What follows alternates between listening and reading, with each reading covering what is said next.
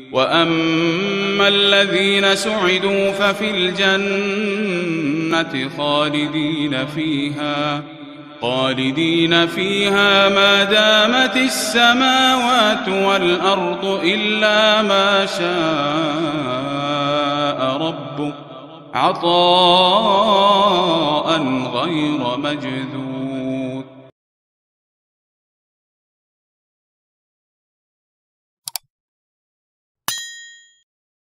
بسم اللہ الرحمن الرحیم نحمدہ و نصلی علی رسولہ الکریم اما بعد. محترم دوستوں اور بزرگوں، جیسا کہ آپ کو معلوم ہے، میں نبی کریم صلی اللہ علیہ وسلم نے جو چیزیں دوائی کی حیثیت سے امت کو بتائی ہیں ان کے بارے میں آپ حضرات کے سامنے دینی معلومات ذکر کر رہا تھا. نبی کریم صلی اللہ علیہ وسلم نے شہد کے بارے میں بتایا کہ اس میں اللہ تعالیٰ نے شفا رکھی ہے، اور اس سلسلے کی حدیثیں میں پچھلی 2 مجلسوں سے آپ کو سنا کر آیا. ویسے خاص انبیاء علیہ السلام کو اللہ تعالیٰ نے کون سی چیز میں کس چیز کی دوائی رکھی ہوئی ہے اس کا خصوصی علم عطا فرمایا تھا. جیسے حضرت سلیمان علیہ نبی علیہ السلام کے متعلق ملا علی قاری نے لکھا ہے کہ وہ جب نماز کے لیے کھڑے ہوتے، ان کی عبادت ایک خاص قسم کی ہوا کرتی تھی. تو جو نماز کے لیے کھڑے ہوتے تو سامنے ایک پودا آتا، آپ ان سے بات کرتے، پوچھتے کہ تو کس چیز کے لیے پیدا کیا گیا. تو اگر وہ یہ بتاتا کہ میں فصل کے لیے یعنی لوگوں کی خوراک کے لیے پیدا کیا گیا ہوں، تو ان کے یہاں ایک رجسٹر تھا، اس رجسٹر کے اندر اس کو فصل کے رجسٹر میں لکھ دیا جاتا. اور کوئی دوسرا پودا آتا، اس سے پوچھتے تو کس کے لیے پیدا کیا گیا، تو وہ بتاتا کہ میں فلاں دوائی کے لیے، فلاں مرض کی بیماری کی دوائی کے لیے پیدا کیا گیا ہوں، تو اس کو ایک الگ رجسٹر میں درج کر لیا جاتا. اس طرح یہ علاج معالجے کی بہت ساری چیزیں جمع ہوئی، اور الحمدللہ علاج معالجے کا یہ جو باب آج دنیا میں پھیلا ہے اس میں مسلمانوں کا بھی بہت بڑا حصہ ہے. جیسا کہ میں نے آپ کو بتایا، حضرات انبیاء کو بہت سی چیزیں تو بتائی گئی تھی. اب آپ سمجھ سکتے ہیں کہ حضرت سلیمان علیہ السلام کے یہاں جو دوائی کا رجسٹر تیار ہوا ہوگا وہ کتنا بڑا ہوگا. اللہ تعالیٰ ہر چیز کے اندر کچھ نہ کچھ تاثیر پیدا کیے ہوئے ہیں. جیسے جانور میں سے ہر جانور کا گوشت الگ تاثیر رکھتا ہے، کسی میں ٹھنڈک ہے، کسی میں گرمی ہے، کسی میں خشکی ہے، کسی میں تری ہے. ویسے ہی تمام پودوں اور پھول اور پھلوں کے اندر اللہ تعالیٰ نے تاثیر رکھی ہے. تو اللہ جو جانتا ہے وہ کوئی اور تو نہیں بتا سکتا. سائنسدان آج تحقیق سے وہاں پہنچ رہے ہیں جن جگہوں کے اوپر بہت پہلے سے حضرات انبیاء علیہ السلام بغیر کسی ریسرچ کے پہنچ گئے تھے. اللہ تعالیٰ نے ان کو ڈائریکٹ علوم عطا فرمائے تھے، اور مسلمانوں نے بعد میں کافی اس میں محنتیں بھی کی ہیں. کہتے ہیں کہ یونانی علاجوں کے جو دفاتر تھے وہ بہت سارے تھے، بڑی مقدار اور بہت تعداد کے اندر تھے، لیکن کسی موقع پر آگ لگنے کی وجہ سے تقریباً وہ جل گئے. ان میں کا ایک جز باقی بچا جو جلنے سے رہ گیا. اور آج کل یہ پوری ایلوپیتھی جو پھیلی ہوئی ہے، انگریزی دوائیوں کا جو راج ہے اس وقت، وہ اس ایک جز سے تیار ہونے والی چیزیں ہیں، اور وہاں سے پھر یہ پھیلی ہے. بہرحال اس کی حقیقت جو کچھ بھی ہو، اللہ تعالیٰ نے اپنے انبیاء علیہ السلام کو خاص چیزوں کی تاثیر بتائی تھی. ان میں سے ایک شہد بھی ہے. اسی لیے آپ صلی اللہ علیہ وسلم شہد بہت پسند فرماتے تھے. حضرت عائشہ رضی اللہ تعالیٰ عنہ کی حدیث میں ہے رسول اللہ صلی اللہ علیہ وسلم شہد پسند فرمایا کرتے تھے. اور ایک روایت میں ہے کہ آپ کو حلوہ یعنی میٹھی چیز اور شہد بہت زیادہ پسند تھا. تو ایک مومن کو نبی کریم صلی اللہ علیہ وسلم کی پسندیدہ چیز ہونے کی وجہ سے شہد سے ایک درجہ محبت ہونی چاہیے، اس سے ایک انس ہونا چاہیے. بعض مرتبہ کسی طبیعت کو وہ چیز مناسب نہیں معلوم ہوتی تو مسلمان اپنی زبان کے ذریعے سے شہد کے سلسلے میں کچھ جملے کس دیتا ہے کہ مجھ کو یہ چیز نہیں جمتی یا اچھی نہیں لگتی، یا برائی کر دیتا ہے اس کی.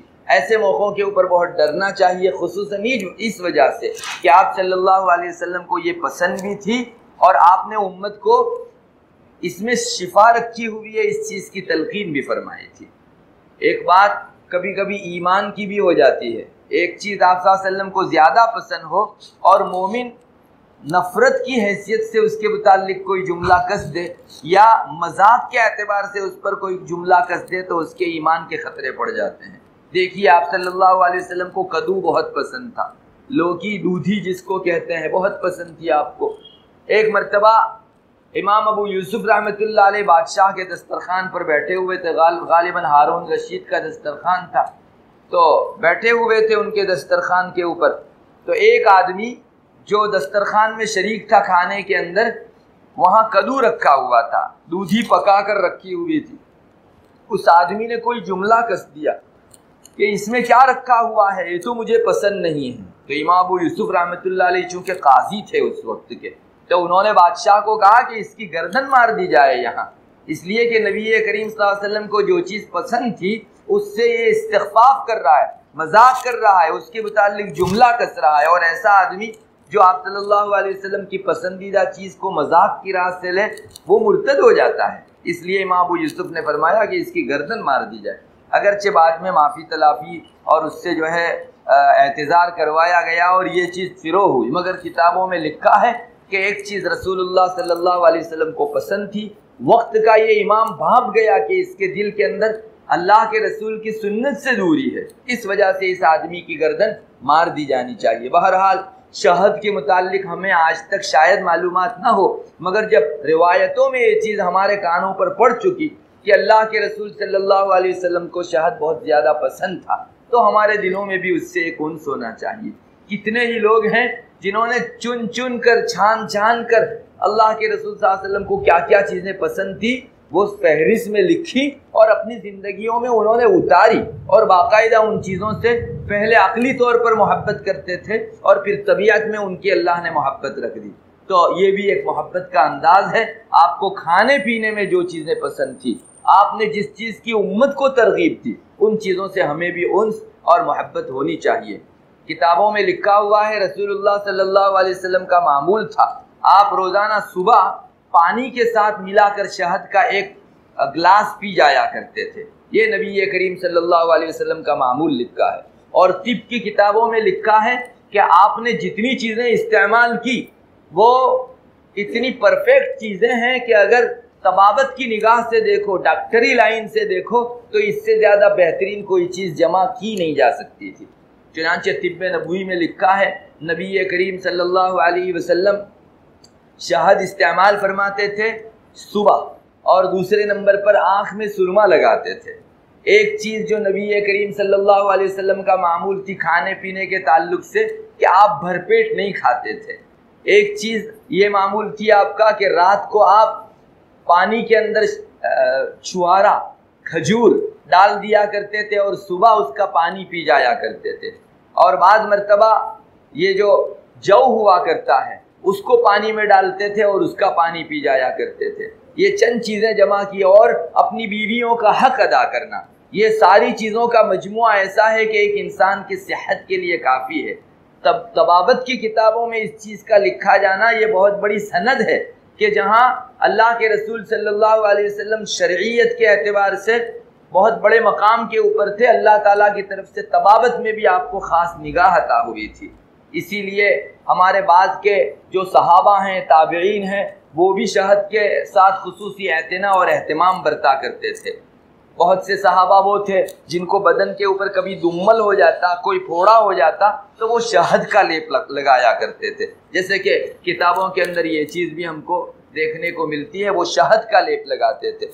बहुत बड़े ताबी गुजरे हैं मोहम्मद इब्न सीरीन रहमतुल्लाह अलैह, उनके बारे में किताबों के अंदर लिखा है कि वो जब भी नमाज के लिए मस्जिद तशरीफ़ ले जाते तो वो शहद चाट कर जाया करते थे। लोगों ने पूछा हज़रत ये क्या मामूल है आपका, जब भी नमाज के लिए जाते हैं आप शहद चाटते हैं? तो फरमाने लगे कि शहद चाटने की वजह से मेरा पेशाब रुका रहता है। बहुत से लोगों को पेशाब की बीमारी होती है तो पेशाब बहते रहता है उन लोगों को। तो ये फरमाते थे कि मैं जब चाट लेता हूँ तो जब तक नमाज नहीं पढ़ लेता उस वक्त तक ये मेरा पेशाब रुका रहता है, मैं नजासत से पाक साफ रहता हूँ और मेरी नमाज जैसी एक सेहतमंद आदमी की नमाज होती है इस तरह से मेरी भी नमाज हो जाया करती है। किताबों के अंदर ये भी लिखा है कि अगर कोई बच्चा बोल न पाता हो, छोटा बच्चा हो और बहुत से बच्चों को ना बोल सकने की बीमारी होती है, کتابوں میں لکھا ہے کہ اگر کوئی آدمی شہد اور نمک ان دونوں چیزوں کو ملا لے اور اس بچے کی زبان کے نیچے رکھ دے تو چند دنوں کے اندر اس بچے میں قوت گویائی آ جائے گی۔ یہ طبابت کی جو عربی کتابیں ہیں ان کے اندر جو ہے اس قسم کے علاج لکھے ہوئے ہیں۔ آج کل جو کورونا کی بیماری پھیلی ہوئی ہے، نزلہ، زکام، ان چیزوں کو دور کرنے کے اندر بھی شہد کی ایک خاص درجہ اللہ تعالیٰ کی اجازت سے تاثیر رکھی ہوئی ہے۔ چنانچہ بعض لوگوں سے سنا گیا کہ جو آدمی رات کو شہد اور ہلدی ملا کر چاٹ لے اور اس کے بعد پانی نہ پیے، خصوصاً اس پر دم کر دے شروع آخر کے اندر 3 مرتبہ درود شریف اور بیچ میں 3 مرتبہ علم نشرح پڑھ کر، انشاءاللہ یہ آدمی کورونا کی بیماری سے محفوظ رہے گا، اور اگر ہو گئی ہے اللہ تعالیٰ اس کو شفا یابی عطا کریں گے۔ تو شہد میں اللہ تعالیٰ نے ایک چیز رکھی ہوئی ہے، اس میں شفا ہے۔ قرآن نے بھی کہا ہے، نبی کریم صلی اللہ علیہ وسلم کی متعدد احادیث میں بھی یہ مضمون ہم کو دیکھنے کو ملتا ہے۔ البتہ ایک بات ضرور یاد رکھنی چاہیے کہ جتنے بھی اسباب دنیا کے اندر پھیلے ہوئے ہیں ان سب میں ذاتی تاثیر کسی کی نہیں ہے، اللہ تعالیٰ اثر ڈالنے والا ہے۔ تو شہد استعمال کرنے کے موقع پر ایک تو سنت کی نیت ہونی چاہیے، اللہ اس میں شفا رکھ دے گا، مجھ کو شفا ہو جاوے گی، یہ بھی نیت رکھنی چاہیے۔ بذات خود ان روایتوں کے اندر آ جانے کی وجہ سے بھی کوئی آدمی شہد کو خود اثر ڈالنے والا نہ سمجھے۔ شہد اللہ تعالیٰ کے حکم سے اثر کرتا ہے، ساری ہی دوائیوں کا یہی حال ہے۔ بلکہ ہمارے بڑوں کی طرف سے تو یہ بات کہی جاتی ہے کہ آپ جب بھی کوئی دوائی استعمال کرو یا کسی ڈاکٹر کے پاس چیک اپ کے لیے جاؤ تو اللہ تعالیٰ کی طرف متوجہ ہو جاؤ کہ اللہ اس کے ہاتھ میں تجویز و تشخیص نہیں ہے، تو اگر اس کو سجھائے گا تو وہ میرے حق میں اچھا فیصلہ کر سکتا ہے، میرے مرض کو پرکھ سکتا ہے اور مرض پرکھنے کے بعد صحیح علاج تجویز کر سکتا ہے۔ تو اگر اللہ کی طرف ہماری توجہ ہوگی ہر دوائی کو استعمال کرنے کے موقع پر، بلکہ اپنا چیک اپ کروانے کے لیے ڈاکٹر کے پاس جائیں، وہاں بھی انشاءاللہ اللہ تعالیٰ اس آدمی کے لیے شفا کا موقع رکھے گا اور اس آدمی کے لیے شفا کا فیصلہ فرماوے گا۔ یہ باریک باریک وہ چیزیں ہیں جن کی طرف ایک انسان کو علاج کرنے کے موقع کے اوپر نگاہ نہیں جاتی۔ ہمیں چاہیے کہ ہر چیز کے استعمال کے موقع سے ہماری سب سے پہلی توجہ اللہ تبارک و تعالیٰ کی طرف ہو، انسان اللہ کی طرف متوجہ ہو کر اس سے مانگے۔ بلکہ کھانے میں بھی اگر آپ یہ نیت کر لیں کہ اللہ اس کھانے میں میرے لیے شکم سیری رکھ اور بیماریوں سے حفاظت رکھ، انشاءاللہ اللہ تبارک و تعالیٰ اس میں شفا عطا فرمائیں گے۔ بہت سارے لوگ بعض خاص چیز کھاتے ہیں اور اس کے برے اثر سے پھر متاثر ہوتے رہتے ہیں۔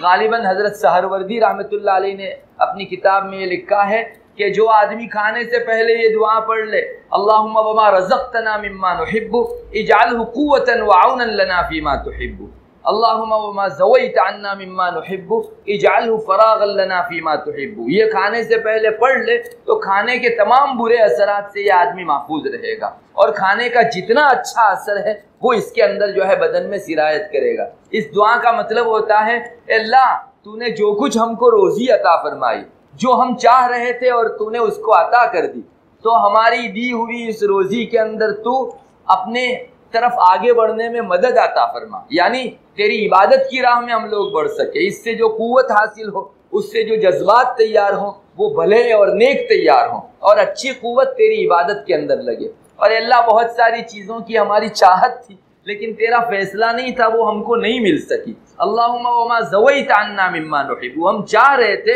اور تو نے ہم سے وہ چیز ہٹا دی، تو ہمارے دل کو اس سے فارغ کر دے کہ میرے رب نے اس کو نہ دینے کا فیصلہ کیا تھا، میں سو جان سے راضی ہوں۔ تو انشاءاللہ اس میں جو بری تاثیر ہوگی اس سے انسان محفوظ رہے گا اور اچھے اثرات انسان کے بدن کو حاصل ہوں گے۔ اللہ تعالیٰ ان باریکیوں کی طرف ہمیں نگاہ کرنے کی توفیق عطا فرماوے۔ وآخر دعوانا